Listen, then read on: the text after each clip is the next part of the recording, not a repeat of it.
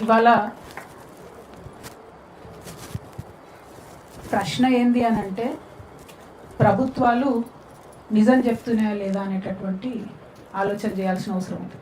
అది రైతుల సమస్య అని కాదు, పెన్షన్ల సమస్య అని కాదు, పిల్లల సమస్య అని కాదు.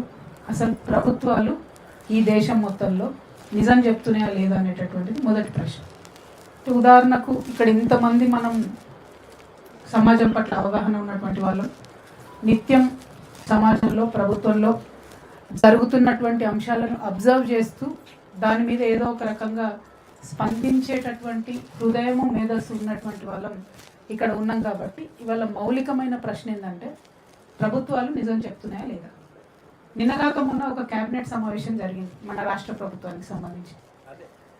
ఆ క్యాబినెట్ సమావేశంలో ఓపెన్గా గౌరవ ముఖ్యమంత్రి గారు, ఇది ఇన్సైడర్ ఇన్ఫర్మేషన్ చెప్తున్నా నేను, గౌరవ ముఖ్యమంత్రి గారు ఇప్పటి నుండి ఈ రాష్ట్రంలో రైతులు పండించే పంటను కొనే పరిస్థితే లేదు, అన్ని కొనుగోలు ఆపండి అని చెప్పి ఆ వార్త బయటికి రాలే, మన పత్రికా మిత్రులు కూడా ఎవరు రాయలేదు. చెప్పి అదే క్యాబినెట్లో కమిటీ వేసి 3 మంత్రులతో, పెద్దలు తుమ్మల నాగేశ్వరరావు గారు, బట్టి విక్రమార్క గారు, ఇంకొకరు ఉత్తమ్ కుమార్ రెడ్డి గారు అనుకుంటా, వాళ్ళతోనూ కమిటీ వేసి. అయితే ఈ వార్త ఎక్కడ కూడా పత్రికలలో రాలేదు, క్యాబినెట్లో కూడా చెప్పలేదు. కొనుగోళ్ల మీద, రైతుల కొనుగోళ్ల మీద ఏం చేస్తారు వాళ్ళు చెప్పలేదు. కానీ ఈ లోపల ఏం జరిగింది, ప్రతి కుప్ప మీద ప్రతి జిల్లాలో ఎండవేడి తట్టుకోలేక రైతులు అదే కొనుగోలు కేంద్రాల్లో చనిపోతున్న ఘటనలు రోజు కూడా పేపర్లో చూసి మనందరం దుఃఖపడతా ఉన్నాం. కానీ ఏం చేస్తలేదు వాస్తవానికి. ఇట్లాంటి మీటింగ్లు పెట్టుకుంటున్నాం, సంతోషం అట్లీస్ట్ మీటింగ్లన్నా పెట్టుకుంటున్నాం. తర్వాత ఏమైంది, ఇప్పుడు నిన్న సడన్గా ఒక వార్త వస్తుంది, ఈ 3 మంత్రుల కమిటీ ఈ సంవత్సరం మాత్రం కొనాలే అని చెప్పి నిర్ణయం తీసుకుంది, ప్రభుత్వానికి సూచన చేసింది. అంటే అసలు కొనుగోలు ఆపుతున్నారన్న విషయాన్ని కూడా ప్రభుత్వానికి ప్రజలకు చెప్పే ఉద్దేశం లేదు. అన్ని రకాల కొనుగోలు ఆపుతున్నారు, అబద్ధం ఆడుతున్నారు డైరెక్ట్గా రైతులతో. కానీ అది రాసే దమ్ము ధైర్యం ఏ పత్రికలకు లేదు.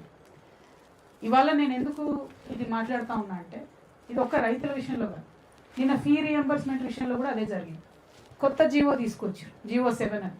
పిల్లలకి ఇచ్చేటటువంటి ఫీజులు ఇయ్యము అని చెప్పి డైరెక్ట్గా పేరెంట్స్కి ఇస్తామని చెప్పి ఒక జీవో తెచ్చి, దాని మీద మనం అందరం సర్దుకొని తెలుసుకొని మాట్లాడే లోపలనే నిర్ణయాలు జరిగిపోతూ ఉన్నాయి.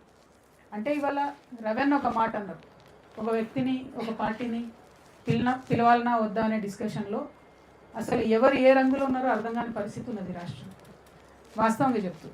ఎందుకంటే కొన్ని పార్టీలు ప్రత్యక్షంగా ప్రభుత్వంలో అధికారంలో పంచుకొని ఉన్నటువంటి పార్టీలు ఉన్నాయి, వాళ్ళు ఒకే వేదిక మీద ఉంటున్నారు. ఈ పార్టీ అధికారంలోకి రావడానికి అనేక ప్రయత్నాలు చేసినటువంటి వ్యక్తులు, శక్తులు అందరూ కూడా ఇదే వేదికలో ఏదో హాల్లో ఉన్నారు. బట్ జరుగుతున్నటువంటి ప్రాసెస్లో ప్రభుత్వాలు అబద్ధం చెప్తుంటే ఖచ్చితంగా మేల్కొని పోరాటం చేయాల్సినటువంటి అవసరం అయితే ఉన్నది. నాకు సరే నా పొలిటికల్గా ఏదేదో జరిగినా కూడా నేను పార్టీ పెట్టే ముందు తీసుకున్న నిర్ణయం ఒకటే, అన్ని పార్టీలు ఈ రాష్ట్రంలో ఎట్లా చేస్తున్నాయి, ఎట్లా పనిచేస్తున్నారు అన్న విషయం నాకు అనవసరం.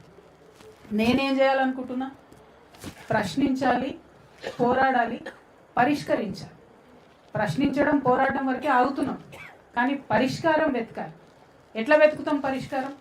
మొన్న ఖమ్మం వెలుగుమట్లకు పోయినాం, మేము ప్రశ్నించినాం, పోరాటం చేసినాం, పరిష్కారం వచ్చే వరకు ఈయనే కూర్చుంటాం రా అని కూర్చుంటే పరిష్కారం వచ్చింది. 3 మంత్రులు ఉన్నటువంటి జిల్లాలో కూడా ప్రభుత్వం దిగి వచ్చి అదే 3 మంత్రులతోని మేము దౌర్జన్యంగా 700 ఇళ్ళు కూలగొట్టినాం, కానీ అలా 300 కట్టిస్తాం, ఇంకా 400లకు పరిష్కారం వెతుకుతామని ఒక 10 మెట్లు ప్రభుత్వం దిగొచ్చి.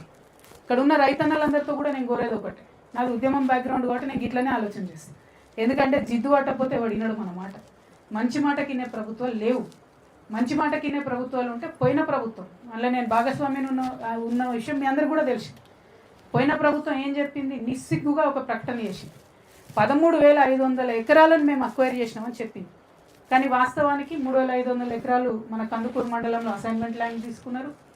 అట్లనే ఇంకొక మండలంలో ఆచారంలో 6,500 ఎకరాలు అసైన్మెంట్ ల్యాండ్ తీసుకున్నారు. కానీ పట్టా ల్యాండ్ ఇయ్యమని తెగేసి చెప్పి రైతులు ఆనాడు కూడా, ఆనాడే కోర్టులకు పోయింది, ఆనాడే స్టేలు వచ్చినాయి, అవార్డుల మీద స్టే వచ్చింది, డిక్లరేషన్ మీద స్టే వచ్చింది, నోటిఫికేషన్ మీద కూడా స్టే వచ్చింది. అయినా సరే రిపీటెడ్గా అబద్ధాలు ఏం చెప్పినాయి, ఆనాటి ప్రభుత్వం కూడా 13,500 ఎకరాలకు మేము ఫార్మాసిటీ పెడుతున్నామని చెప్పారు. ఇప్పుడు వీళ్ళు ఏం చెప్తున్నారు, ఇప్పుడు వీళ్ళు అదే అబద్ధాన్ని కొనసాగిస్తున్నారు. నిన్న మన వాళ్ళందరూ కలిసినారు, సరస్వతి గారిని, మన రైతన్నలందరినీ. వాళ్ళు ఏం చెప్తున్నారంటే, సరే ఇది మనం అంటే ఫ్యూచర్లో నేను ఇట్లా ఉండదలుచుకోలేదు కాబట్టి చెప్తున్నా మీకు. ఏమంటున్నారంటే, అంతకుముందు బీఆర్ఎస్ పార్టీ కనీసం కోర్ట్ స్టే ఉందంటే రాకపోతుండే పొలంలోకి. ఇప్పుడేమో వీళ్ళు కోర్ట్ స్టే ఉందన్న బేఖాతా చేసి పొలంలోకి వస్తూ గ్రీన్ఫీల్డ్ హైవే వేసుకుంటూ పోతూనే ఉన్నారు. కావేరియాలలో గ్రీన్ఫీల్డ్ హైవే మీద స్టే ఉందని చెప్తుంటే ఎల్ఎన్టీ కంపెనీ వాడు బాజాప్తా బలవంతం వచ్చి పనులు చేస్తుంది. అంటే ఒక దగ్గర మనం మౌనంగా ఉండిపోయినాం కాబట్టి ఇంకో దగ్గర ఇది జరుగుతుందనే విషయం అర్థమవుతుంది. నేను మాత్రం ఒక మాట మీ అందరితో చెప్పదలిచిన, ఆనాడు 13,000 ఎకరాలతో ప్రారంభమైనటువంటిది ఇవాళ 30,000 ఎకరాలు కూడా నేను అక్వైర్ చేస్తా అని చెప్పి ఈ ప్రభుత్వం చెప్పే ధైర్యం చేసుకున్నాను. ఒక కొత్త నగరాన్ని నిర్మించాలి కాబట్టి నేను ఒక ఫ్యూచర్ సిటీ డెవలప్మెంట్ అథారిటీ ఏర్పాటు చేస్తా అని మొదలు 3 మండలాలతో ఉండే కందుకూరు, యాచారం, ఇది మన కడతాల్లో వచ్చినటువంటిది ఇప్పుడు అది పెరిగింది. మహేశ్వరము, ఇబ్రహీంపట్నము, పార్ట్ ఆఫ్ మంచాలు, ఆమన్గలు, మాడుగులు దాకా పోయింది. మొత్తం కలిపి 30,000 ఎకరాల భూమిని కూడా సేకరించాలనే ఉద్దేశం. ఓకే సరే సేకరిస్తాం, మీరు ఏదో డెవలప్మెంట్ చేస్తున్నారా అని అనుకుందాం ఒక మాట. మరి మా పేదోళ్ళకి ఎక్కడ ఉంది, అక్కడ ఎక్కడ చెప్తలేరు.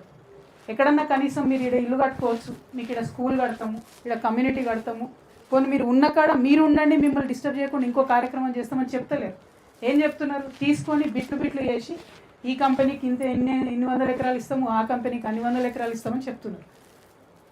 అందులో మన భాగస్వామ్యం ఏంది, ఎన్ని ఉద్యోగాలు ఇస్తారు అంటే లేదు. ఇందాక పెద్దలు బాబురావు గారు మాట్లాడినట్టున్నారు. వారు ఏమన్నారు, ఎంత పొల్యూషన్ అవుతుందని చెప్తలేరు. ఇంకా దారుణం ఏంటంటే ఒకసారి మనందరం ఆలోచించాల్సింది, in the last 3 years 6 lakh crores MOUs చేసుకున్నాం మేమని చెప్పుకుంటూ వచ్చింది ఈ ప్రభుత్వం. అందుకని ఇక్కడ ఇంత ల్యాండ్ సేకరిస్తున్నామని చెప్పి 6 లక్షల కోట్ల MOUలు మనకు పెట్టుబడి వస్తుంది కాబట్టి సేకరించామని చెప్పారు. ఇంతవరకు ఒక్కటి కూడా ల్యాండ్ కాలేదు, ఇంతవరకు ఒక్క కంపెనీ కూడా ఓపెన్ కాలేదు. పైగా ఇక్కడ ఇప్పుడు మన భూములలో పెడతామన్నటువంటి వాటిలో డేటా సెంటర్స్ ఉన్నాయి సార్. డేటా సెంటర్ యొక్క పొల్యూషన్ ఎఫెక్ట్ ఇంతవరకు ఎవరు స్టడీ చేయాలి.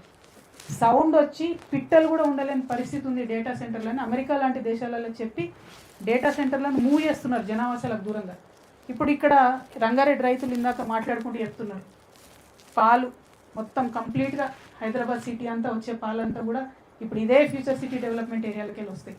మనకెవరు ఉద్యోగం ఇవ్వలేదు కదా, మనమే పాలు వినుకుంటున్నాం, మనమే పాడిని పెంచుకుంటున్నాం, మనమే బతుకుతున్నాం. ఇప్పుడు వచ్చి ఉన్న బతుకు తెరువు తీసుకొని ఒక 8 లక్షలు ఇస్తాం నువ్వు అంటే ఏడుకోవాలి. అది కూడా ఆ 8 లక్షలు ఎన్ని రోజులు వస్తాయి. ఎంతోమంది రైతుల్ని మనం చూసినాం, భూమి కోల్పోయిన రైతులు మళ్ళీ జీవనాధారం లేకుండా ఎటు సెటిల్మెంట్ లేకుండా ఆగమైపోయిన పరిస్థితి. ఇవాళ మాత్రం ఈ రంగారెడ్డిలో పట్ట రైతులు ఎవరైతే ఉన్నారో వాళ్ళ జోలికి రావద్దని మాత్రం ప్రభుత్వాన్ని హెచ్చరిక చేస్తారు. ఎందుకంటే మీరు ముందే మాట ఇచ్చారు, జీవో 31 రద్దు చేస్తామన్నారు. కానీ కంప్లీట్గా నీతిమాలి 2 నెలల తర్వాత ఇమీడియట్గా కోర్టులో ఇదే గవర్నమెంట్, ఇదే కాంగ్రెస్ గవర్నమెంట్ ఏం చెప్తుందంటే మేము జీవో 31 వెనక్కి తీసుకుంటలేము, యాజ్ ఇట్ ఈస్గా కొనసాగుతుంది ఫార్మసీటీ అని చెప్తారు. కానీ ముఖ్యమంత్రి గారు ఆ విషయం బయట చెప్పారు. నేను అందుకే అంటున్నా, ప్రభుత్వాలు అబద్ధాలు ఆడడం మానేస్తేనే కనీసం పరిష్కారం ఎత్తికేటటువంటి పరిస్థితి ఉంటుంది. అది దాచిపెట్టి ఫ్యూచర్ సిటీ అని చెప్తున్నారు ముఖ్యమంత్రి గారు. ఎందుకు చెప్తున్నారు, ఎందుకు అబద్ధాలు ఆడాలి? ఓపెన్గా నీ ప్రజలతో నువ్వు కమ్యూనికేషన్ చేసుకో, చెప్పు, సంజాయించు, మాట్లాడు, ఆల్టర్నేట్ ఏముందో చెప్పండి. ఇంకొక కంప్లైంట్ ఉంది సార్, ఇది చాలా ఘోరం. ఏంటంటే సెలెక్టివ్ డిస్క్రిమినేషన్, చాలా సెలెక్టివ్గా కొన్ని భూములు తీసుకున్నారు, కొన్ని ఇడిచిపెట్టి. దానికి బెస్ట్ ఎగ్జాంపుల్ మా కుర్మిద్ద గ్రామం. కుర్మిద్ద గ్రామంలో 1600 ఎకరాలు భూస్వాములు ఉంటే అవి పక్కన వదిలేసింది సార్. కానీ గిరిజనుల 350 ఎకరాలు మాత్రం తీసుకొని దాన్ని అట్లనే పెట్టుకున్నారు. సో ఖచ్చితంగా ఆ కుర్మిద్ద గ్రామంలో ఎవరైతే గిరిజనులు 58 రోజుల నుంచి దీక్ష శిబిరాలు నడుపుతూ ఉన్నారో వారికి ఖచ్చితంగా తెలంగాణ రక్షణ సేన మద్దతుగా ఉంటుందని చెప్పి నేను తెలియజేస్తూ ఉన్నాను. అవసరం సందర్భాన్ని బట్టి అక్కడికి కూడా రావడం జరుగుతుంది. కానీ నేను ఎక్కడికి వస్తా అన్నది కాదు, ఈ పోరాటం తొందరగా ముగియాలి, ప్రభుత్వం దిగి రావాలి, పట్టా భూముల జోలికి రావద్దనేది మాత్రం ఒక బలమైన స్టాండ్గా తీసుకుంటాను. నేను ఒకటే చెప్తున్నా, నా స్టాండ్ ఒకటే, ప్రశ్నించాలి, పోరాడాలి, పరిష్కరించాలి. మరి పరిష్కారానికి ఏం చేద్దామో చెప్పండి. అందరం పోయి ఆడనే భూములలో కూర్చుందామా, అందరం పోయి ముఖ్యమంత్రి ఇంట్లో కూర్చుందామా, అందరం పోయి సెక్రటేరియట్ దగ్గర కూర్చుందామా? మీరు చెప్పండి. మీరు ఏది చెప్తే ముఖ్యమంత్రి ఇంటికాడ కూర్చున్నా అరెస్ట్ చేస్తారా సాయంత్రం కాడ ఏమన్నా కానంట? మన భూములలో మనం కూర్చుందామా, మన పొలాల్లో మనం కూర్చుందామా? అంతేనా? పోయి ఆడ కూర్చున్నామంటే ఆడనే కూర్చున్నాయిగా పరిష్కారం అయ్యేంత వరకు. అట్లాంటి పోరాట రూపానికి మీరు సిద్ధమైతే మీతో పాటు కలిసి మీ అడుగులు అడుగేసి నడవడానికి ఒక సోదరిగా నేను రెడీగా ఉన్నా. ఎందుకంటే ఇవి మొండి ప్రభుత్వాలు. అంటే మనం మొండిగా ఉండాలన్న విషయాన్ని దయచేసి గుర్తించి పోరాట రూపాన్ని డిజైన్ చేయాలి. ఎందుకంటే మనం ఎన్ని మాట్లాడుకున్నా ఎన్ని చెప్పినా మా రవాణా లాంటి వాళ్ళు పాపం వాళ్ళ మేధస్సంతా కరగదీసుకొని ఇంతమందిని జమ చేసినా కూడా పరిష్కారం 2.5 ఏళ్ళు దొరుకుతలేదు. కాబట్టి ఇక పోరాటమే శరణ్యం. నేను మాత్రం ఒక అడుగు ముందేయడానికి సిద్ధంగా ఉన్నా. నాతో పాటు ఇక్కడ విశారణ లేరు కానీ అన్న కూడా సిద్ధంగా ఉంటారు, వస్తున్నారట్న. అచ్చా సార్, తన మాట తనే చెప్తారైతే. కాకపోతే నేను మిమ్మల్ని కూడా రిక్వెస్ట్ చేస్తున్నా అండి, మీరు పిలిచేటటువంటి పార్టీలందరినీ కూడా రేపు పొద్దున్న జవాబుదారి చేయండి దయచేసి. నాతో పాటు నేను అనేక మార్లు చెప్పిన, నేను ఆ పార్టీలో ఉన్నప్పుడు అనేక తప్పుడు నిర్ణయాలు జరిగినాయి, దాంట్లో భాగస్వామిగా ఉన్నాను. రైతన్నలకు నష్టం జరిగింది, తెలంగాణ ఉద్యమకారులకు నష్టం జరిగింది. కానీ ఆ నష్టాన్ని పూరించుకొని ముందుకు పోవాలనేటటువంటి ఆలోచనతో నేను ముందుకు వస్తూ ఉన్నా. కాబట్టి ఈ పర్టికులర్ ఇష్యూలో ఫార్మా సిటీ విషయంలో, ఫ్యూచర్ సిటీ విషయంలో కూడా నాకు అభ్యంతరాలు ఉన్నాయి. ఫ్యూచర్ సిటీ మీద అంత ఇన్వెస్ట్మెంట్ గవర్నమెంట్ చేస్తే హైదరాబాద్ సిటీ అన్నది కంప్లీట్గా డల్ అయిపోతుంది. ఇక్కడ విద్యా ఉద్యోగ ఉపాధి అవకాశాలన్నీ కూడా దెబ్బతింటాయని చెప్పి నేను చాలా బలంగా నమ్ముతా ఉన్నాను. ఫ్యూచర్ సిటీ కాన్సెప్ట్ ఎందుకు పెట్టిండ్రు, ఎవరి కోసం పెట్టిండ్రు, మరి అక్కడ బుల్లెట్ ట్రైన్ వస్తుందన్న మిషతో 30,000 ఎకరాలు అక్వైర్ చేస్తామని చెప్తున్నారు. కానీ బుల్లెట్ ట్రైన్ విషయంలో ఈ దేశంలో ఆల్రెడీ మనం దెబ్బతిని ఉన్నాం. పదే చెప్పారు బుల్లెట్ ట్రైన్ అని. అసలు దేశంలో ఎక్కడ ఇంతవరకు బుల్లెట్ ట్రైన్ అయితే రాలేదు, పోలేదు. మరి మన తెలంగాణలో వస్తుందని చెప్తున్నారు, అది కూడా మరి పెద్ద అబద్ధం అని చెప్పి నేను బలంగా నమ్ముతూ, మరి మీ రైతన్నలు మీరు డిసైడ్ చేయండి, తారీఖు పెట్టండి, ఈరోజు రా అని చెప్పండి. వస్తే ఇక పరిష్కారం అయ్యే వరకు మీతో పాటు నేను అక్కడే కూర్చుంటా అని చెప్పి ఈ సందర్భంగా తెలియజేస్తూ, పోరాటం తప్ప ఇంకొక మార్గం లేదు, పోరాటానికి ముందడిగేస్తేనే బెటర్. సభలు సమావేశాలతోనైతే దిగొచ్చే ప్రభుత్వం ఇది కాదు. Thank you. జై తెలంగాణ, జై జవాన్, జై కిసాన్, జై జవాన్. Thank you. జై తెలంగాణ. ఇలాంటి మరిన్ని వీడియోల కోసం మా యూట్యూబ్ ఛానల్ను లైక్ చేసి సబ్స్క్రైబ్ చేసుకోండి.